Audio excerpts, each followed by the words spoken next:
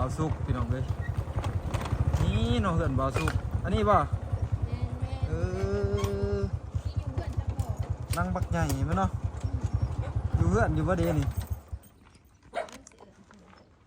ผู้คนพี่น้องเพื่อนบ่าวสุกบาซุกเอ้ยบาซุกอยู่เด้อพี่น้องอยู่